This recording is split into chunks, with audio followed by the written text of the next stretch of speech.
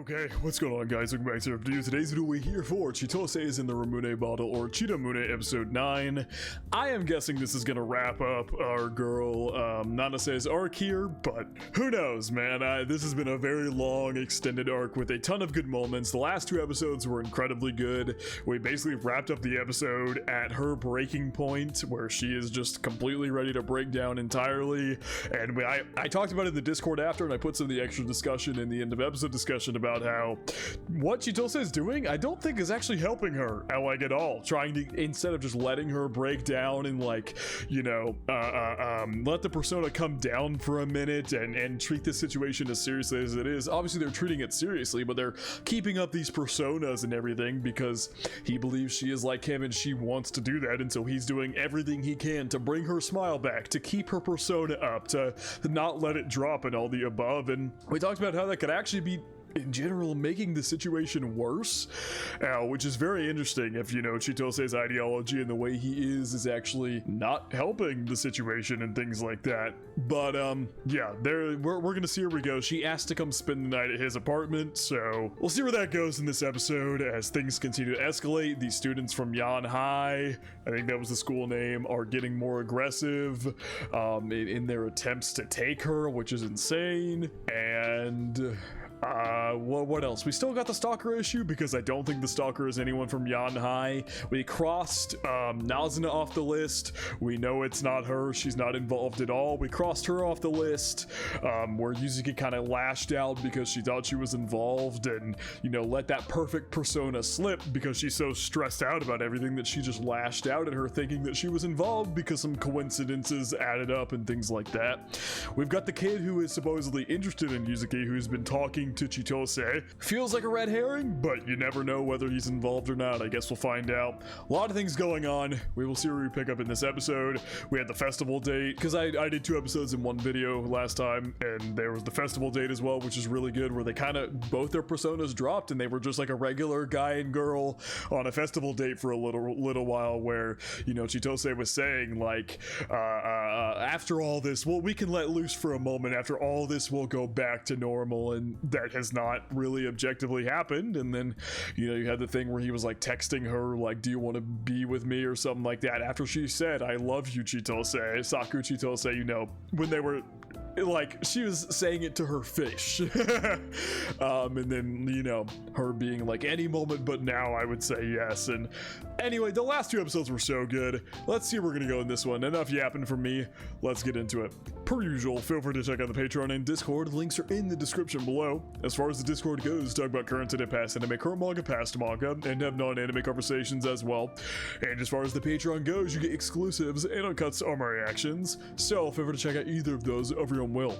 Now that further up straight into Chitose is in the Ramune bottle, or Chitamune, episode 9. Okay, she did go to his apartment here, both drenched as shit. You're not gonna give her a change of clothes so she can get out of these wet ass clothes? Give her a towel at least. God, she's not even moving right now. She's so just, still remember that line from last episode of her saying, like, what did I do? And it's like, and then his line of saying, like, you just tried to be, you know, Yuzuki Nanase is very interesting. It almost, I know it's not supposed to intend it to come off that way, but it almost comes off like he's saying, because you're trying to put up this persona, this is happening to you. This is just a struggle you got to deal with because of this persona you're trying to put up. But yeah, she's fully at her breaking point at this point. I'm not sure you can fix it.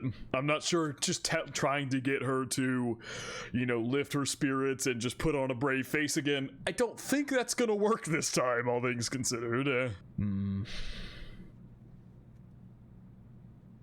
Whoa. Oh my god. What is going on here? I mean, you're both at a home alone. I mean, gee, but we know... I feel like Chitose is gonna push this away because obviously he doesn't want to take advantage of some girl who's very clearly in an incredibly vulnerable state, just looking for any affection she can find anywhere because she's been left in such a vulnerable, shaken state.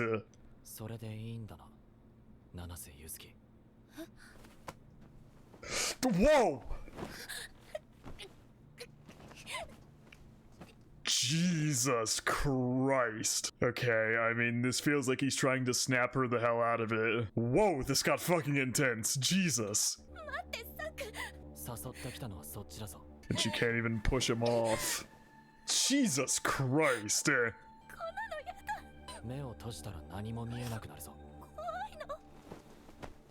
think that's kind of the point. I don't like that. It's like even everything's getting to him and he's like, it sounds like he's almost like angry at her for, you know, letting her persona slip. He's like, is that all? Are you sure about that, Yuzuki Nanase? Is that all Yuzuki Nanase's got? It almost sounds like he's like mad at her for letting her persona like drop in this moment of like vulnerability where everything's just been going wrong as of late. Jesus. Shutting off your brain off while he makes a mockery of you, and you're gonna...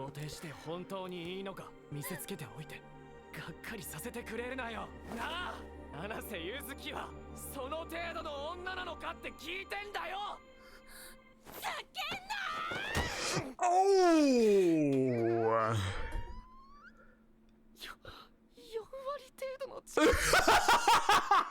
So yeah, he was very much trying to snap her the fuck out of it. Ow! Yeah, because they had that whole conversation. Ow! They had the whole conversation about, you know, if you ever need to get a guy off you, to kick him in the balls or something like that, and that will demobilize them for a while. Because yeah, ow! I didn't even get kicked, and I feel like I did. Ow! It's like a universal, one of the worst pains ever. Jesus Christ. And the way she was like all angry and everything, but then she snapped out of it after he dropped his act, and he's like, ow, fuck! Holy shit, what an intense scene, my god. But yeah, he was clearly trying to snap her out of it in a very, very drastic way. Once again, I just don't know if... He's trying to keep her headstrong and keep her afloat and everything, but I don't know at this point. I don't know. I talked about it in the Discord. I was like, their parents should have gotten involved forever ago. Like, I know, obviously, the stalker issue is a little harder to manage because for the police, it sucks it is the way it is, but it makes sense that it is the way it is, and that police can't just go arresting somebody because you say they're stalking you. There has to be genuine, hard evidence of them, like, doing something to you, or, you know, being caught on, like, a house camera or something like that, like stalking your house, things like that, because otherwise, there's nothing they can do, because if they were to just take everything at face value, there would be so many false claims out the wazoo, and it'd be harder for real claims to be taken seriously because there's probably so many fake ones going on. Like, people could just say that person's stalking me because they don't like them, and then that person would get arrested. It sucks, but it is the way it is because it has to be the way it is.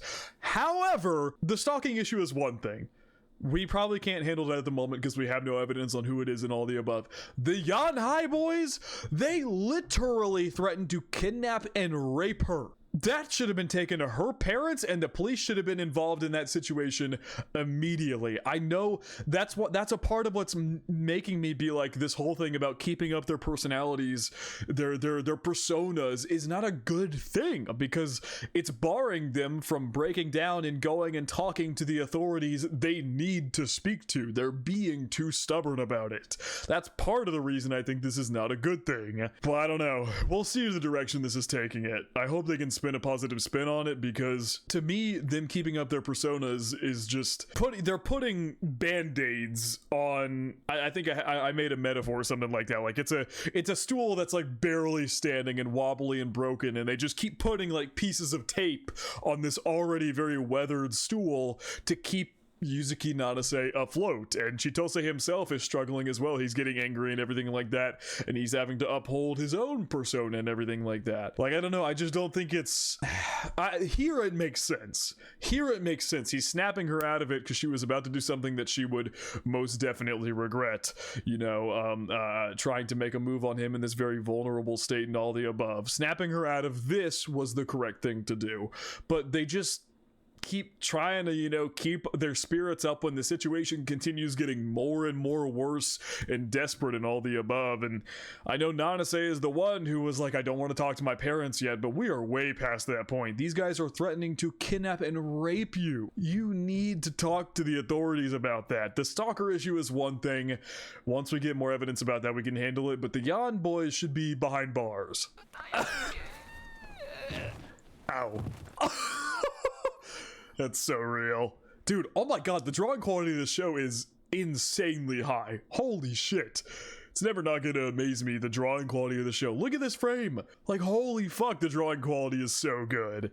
It's been that way for the past 2 episodes. Okay, now you snapped her out of it. Dried ourselves a bit here. The lights are on. Poured her a cup of tea, maybe.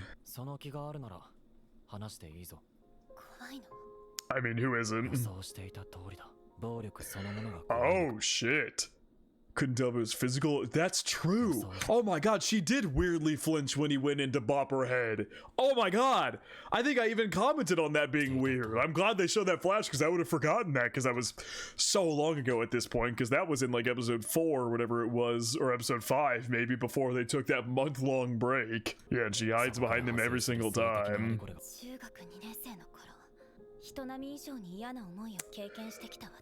It turned me into a street smart girl.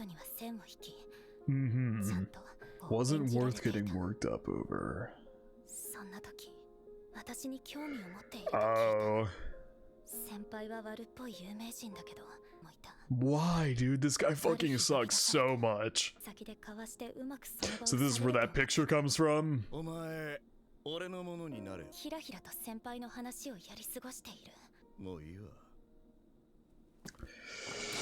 Jesus Christ.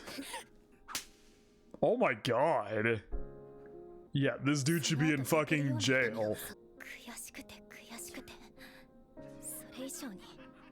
I mean, yeah, understandably so. You got 4 dudes here bearing down on you who God knows what they're gonna do to you. No matter how smartly I lived.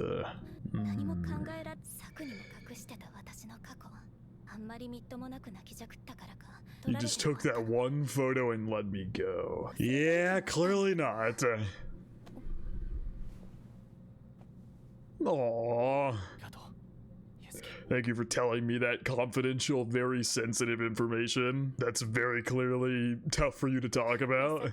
I love that. Thank you for never giving up on being Yuzuki Nanase even after all that. I don't know why, but that makes me really glad. Because he feels a kindred spirit with her, because that's what he does as well. No matter what happens to him, he stays Chitose Saku. He stands tall and sticks to who he is as his persona Chitose Saku. And so her doing that, despite all her awful experiences, probably strikes a chord with him. He's probably been through some awful shit too. We haven't seen any of Chitose's past. We see flashes of this girl in the opening and ending, and he looks very depressed in the ending and things like that. Like, he very clearly has some past too he hasn't talked about. Aw, hugged him back. There you go. Hasn't even touched that coffee there. I think that's coffee. Looks more like coffee color. Called trauma and let it rot. Yeah. She very easily could have gotten, I mean, that's trauma-inducing right there. Gotten very scared, hid away, and just never came out of her shell ever again. But she stood tall and stayed true to herself and who she wants to be and pushed through. Yes. Owie!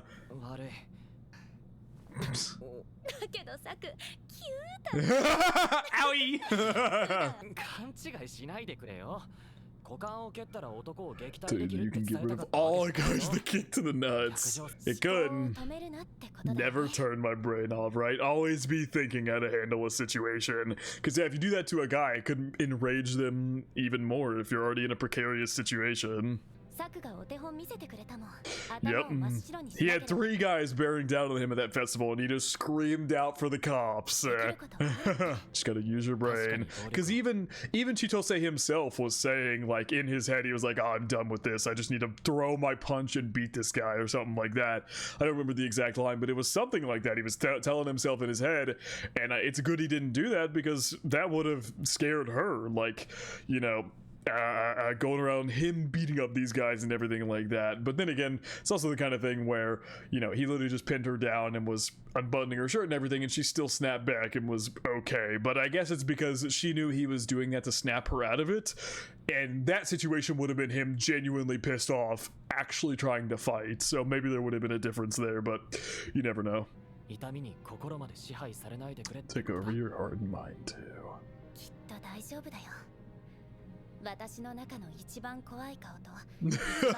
The scariest and funny faces I can picture. What, from him pinning you down being scary, and then the funniest face when she kicked him in the nuts, or kneed him in the nuts.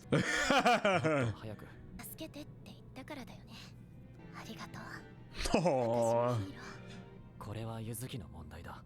There's no point if she doesn't move on herself, and now he's spurred her on to move on herself and to get past that trauma, to work through it and break free of it. It's true, she needs to be able to handle herself in a situation.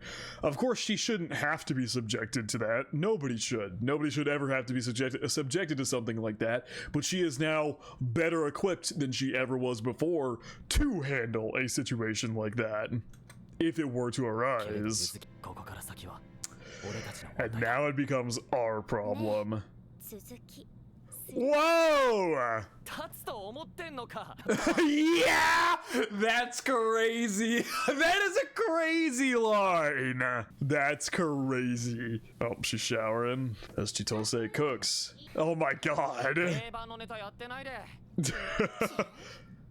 Now she's playfully just flirting with him non-stop. She literally seems like a different person now from where she was at the end of last episode.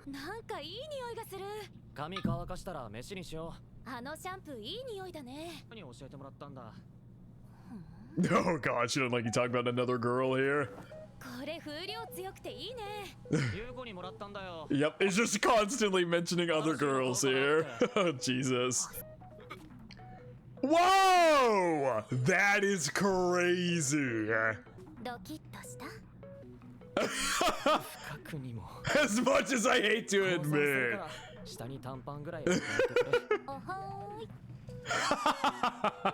This girl might be too much for you to handle, Chitose. You dug your own grave by doing this. Ow! Ow! Just got a random like sharp pain in my foot. Ow! What the hell? Anyway, as I was saying, Chitose, you dug your own grave doing this. You snapped her out of her funk, and she is as headstrong as ever now. And she is just laying it on and fucking with him non-stop.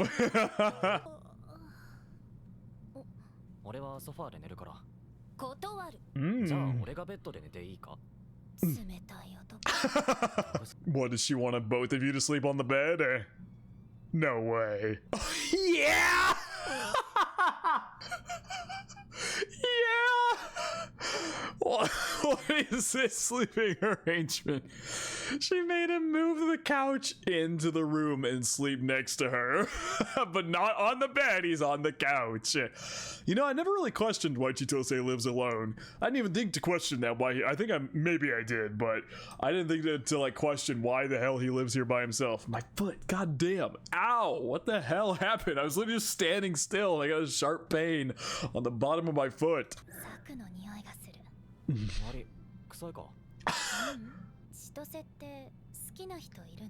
Called him Chitose. And that's why she's so uncertain what her feelings are for Chitose. Like whenever Yuko was talking to her and things like that, about how Yuko was like, I'm in the lead because I, you know, am open with my feelings for him and like know them assuredly.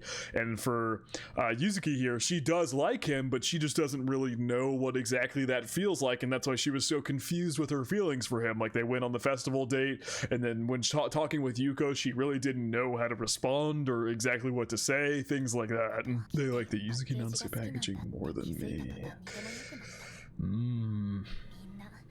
And now she's found someone who sees through that, who appreciates both.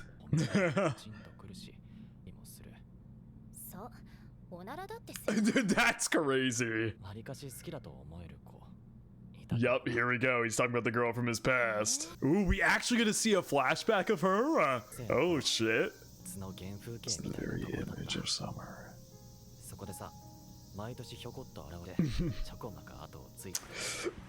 They're not gonna show us her face. She envied me for being so free.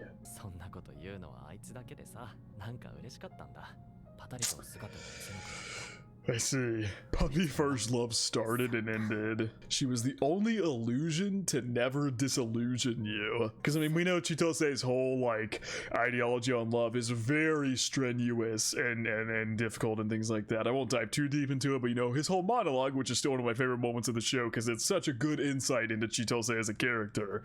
But it's all about, you know, seeing the things hidden underneath and all the above, seeing those time and time and time again and getting mad, having your illusions and fantasies about them destroyed, getting upset, and, you know, feeling all these other emotions. And if love is the one that is still strongest by the end of that, then if that remaining feeling is what you would call it, you can call it love, something like that. I don't remember his exact monologue, but that was basically his ideology. Let's show the other film. Back to calling him Saku there. Yep. They did that over text as well.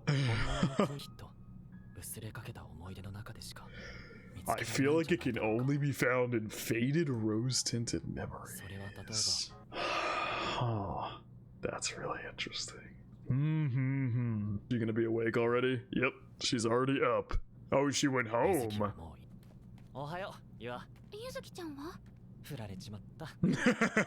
What's what?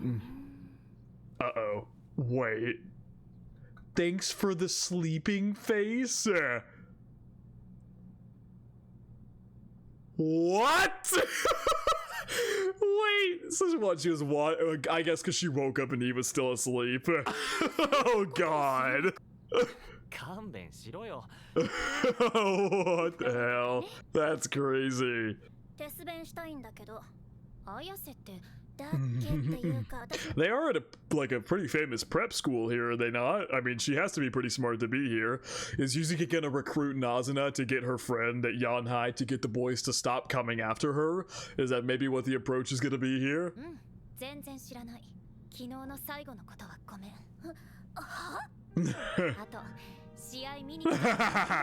Because they said she really likes Yuzuki's game. Nazuna just a big ol' tsundere, clearly. Well, maybe she's not gonna recruit her, but she's just gonna apologize to her. Yeah. Oh, by going around with Chitose? I guess, yeah, because she kept hiding. She's thinking that maybe because she kept hiding behind Chitose, who was her boyfriend, that it was just egging them on even more to get pissed and all the above. Damn, she really does have another level of confidence here. Let me look over. He's wondering what the hell Saku did to inspire this confidence in her again.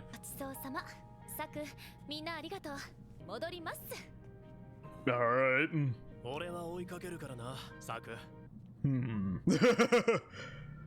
Interesting. Oh, there's this guy. Called him out here. Why?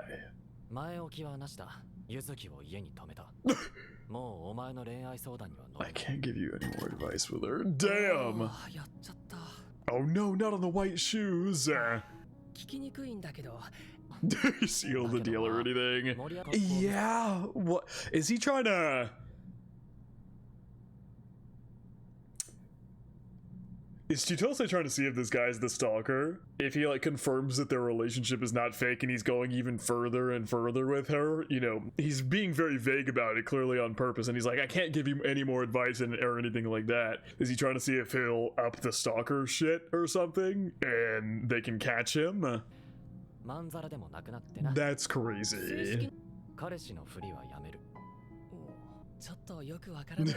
Yeah.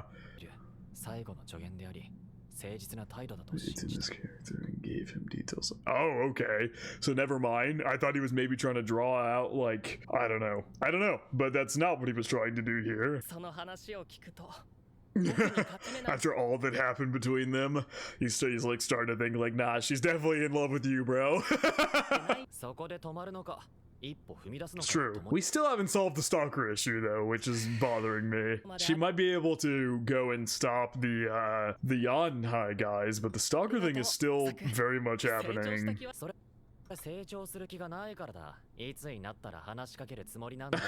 Improve my chances of success. Keep dreaming then. I'm very curious if maybe what the author is doing here is like maybe a certain character like Nanase isn't going to win in the end, because this is a harem show obviously, so maybe when Chitose has to pick somebody in the end, he's setting up collateral for like, I don't know, for a girl who doesn't win, maybe she gets with this guy, or like if Nanase doesn't win, maybe she gets with this guy after she's become close with him and fallen in love with him.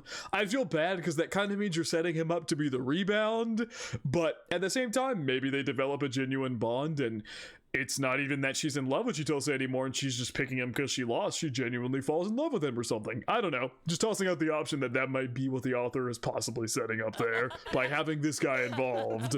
Because if he's not the stalker, then I don't know.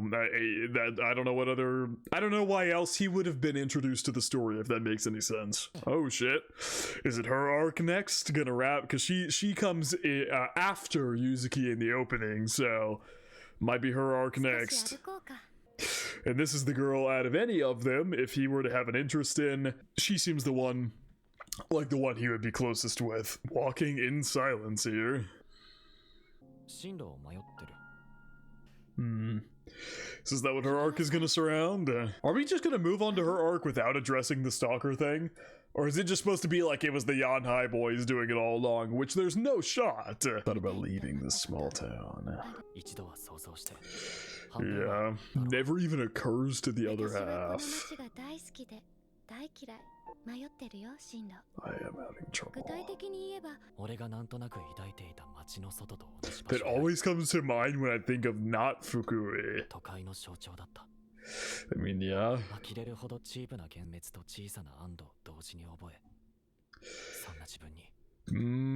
Because she is basically thinking like she said she loves it here and she hates it here, and so her option is staying here because she loves it, or going to Tokyo because she hates it here, which is the complete opposite of Fukui, as Chitose just confirmed in his mind. When he thinks of anything that is not Fukui like, Tokyo's the first place.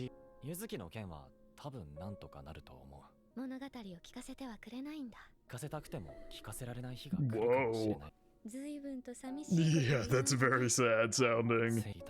Because he heard that she might be leaving.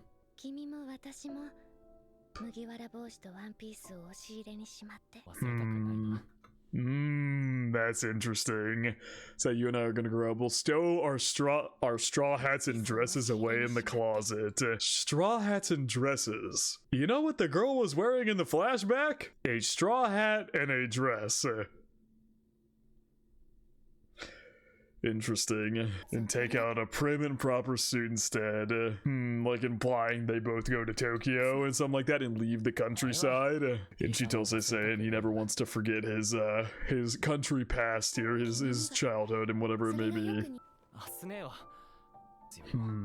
He really does not want her to go. Yeah, the whole metaphorical telling here of him being like, I really think you'd be better here. I don't want to see you go. Ooh. Whoa. Oh, this scene is so pretty. What a line. I don't think you'd fall for the version of me that looked good in a white dress. What does that mean? What do you mean by that, Asune? So they're gonna end the episode. I feel like we left some loose ends there with the Yuzuki thing. We addressed the issue with the Yanhai. We did not address the stalker issue at all. Unless I'm missing something here. I don't know. Maybe I'm misremembering something. I don't know. Peak episode. Peak episode. Great episode. It is time for the Asuka arc, as I was expecting this because she was the next character that shows up in the opening after Yuzuki. So her arc's probably going to wrap up the season if I had to guess. It'll be the next, I believe the season is 13, so next 4 episodes. You got 10, 11, 12, 13, so we'll see how that goes. Really good episode here of Yuzuki being able to bounce back. Either I'm forgetting something or they're genuinely just not addressing the stalker issue right now, or maybe it's just a thing of she's standing up on her own 2 feet, she's going to address it herself.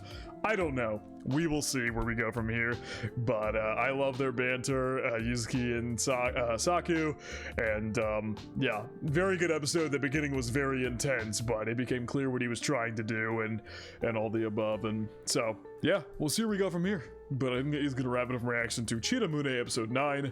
Hope you guys did enjoy, and I hope you all have a good day.